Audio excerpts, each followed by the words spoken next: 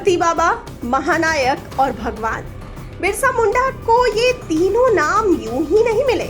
अंतिम सांस तक अंग्रेजों से अधिकारों की लड़ाई लड़ने वाले और प्रकृति को भगवान की तरह पूजने वाले बिरसा मुंडा को कौन नहीं जानता।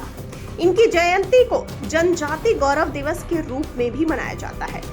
इस मौके पर पीएम मोदी ने झारखंड में बिरसा मुंडा संग्रहालय का उद्घाटन किया था और देशवासियों को इसे समर्पित किया था।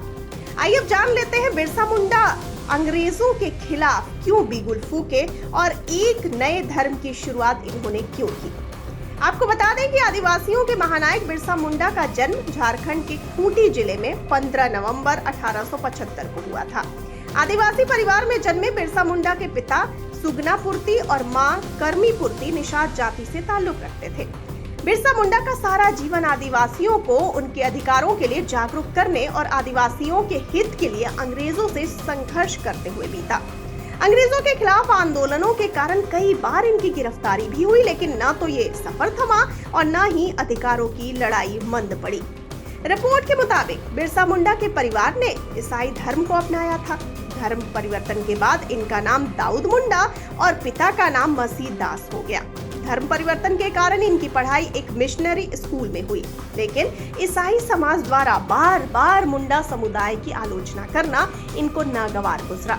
वो हमेशा से ही इस आलोचना के खिलाफ थे।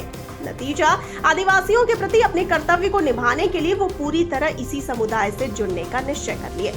ब्रिटिश सरकार के समय शोषण और दमन की नीतियों से आदिवासी समुदाय बुरी तरह जूझ रहा था। इनकी जमीनें छीनी जा रही थी और आवाज उठाने पर बुरा सलूक किया जा रहा था। अंग्रेजों का अत्याचार इतना बढ़ गया था कि पूछिए मत। तो अंग्रेजों के अत्याचारों के खिलाफ और लगान माफी के लिए इन्होंने 1 अक्टूबर 1894 को समुदाय के साथ मिलकर आंदोलन किया।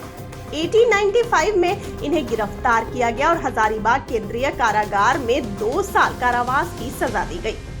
अंग्रेजों के खिलाफ बिरसा मुंडा की लड़ाई यूं तो बहुत कम उम्र में ही शुरू हो गई थी, लेकिन एक लंबा संघर्ष 1897 से लेकर 1900 के बीच चला। इस बीच मुंडा जाति के लोगों और अंग्रेजों के बीच युद्ध होते रहे। बिरसा और उनके समर्थकों ने तीर कमान से ही अंग्रेजों से युद्ध लड़ा और जीता भी। बाद में अपनी हार से गुस्साए अंग्रेजों ने कई आदिवासी नेताओं को गिरफ्तार भी किया। जनवरी 1900 में डोमरी पहाड़ पर एक जनसभा को संबोधित कर रहे बिरसा मुंडा पर अंग्रेजों ने हमला किया। इस हमले में कई औरतें और बच्चे मारे गए। शिष्यों की गिरफ्तारियों के बाद 3 फरवरी 1900 को चक्रधरपुर के जमकोपाई जंगल से अंग्रेजों ने इन्हें भी बंदी बना लिया। बिरसा मुंडा ने अंतिम सांस 9 जून सन 1900 को ली और जब रांची कारागार में अंग्रेजों ने इन्हें जहर देकर मार दिया, तब इस महानायक का अंत हो गया। रांची के डिस्टिलरी पुल के पास बिरसा मुंडा की समाधि बनी है। छत्तीसगढ़, झारखंड, उड़ीसा, बिहार और पश्चिम बंगाल के आदिवासी क्षेत्रों में इन्हें भगवान की तरह पूजा जाता है। रांची का केंद्रीय कारागार और एयरपोर्ट भी इनके नाम पर ही है।